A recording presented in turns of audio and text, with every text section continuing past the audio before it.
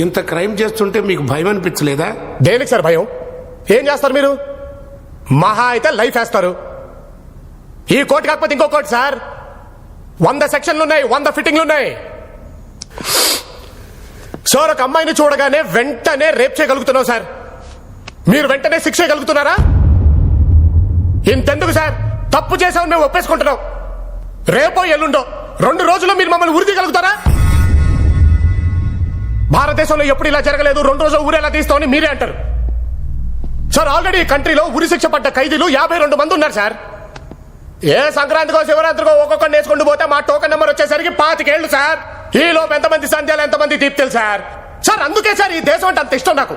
ఈ కంట్రీలో ఉండే ఫ్రీడమ్ ఏ కంట్రీలో ఉంటుందో చెప్పండి సార్ మీరు. మేరా భారత్ మహాన్, I'm proud to be an Indian. Sir వీళ్ళందరి ముందు నేను తప్పు చేశానని నిజం చెప్పే దమ్ము నాకుందే. తెల్లారేసరికల్లా మమ్మల్ని ఉరి తీసే దమ్ము మీకుందా?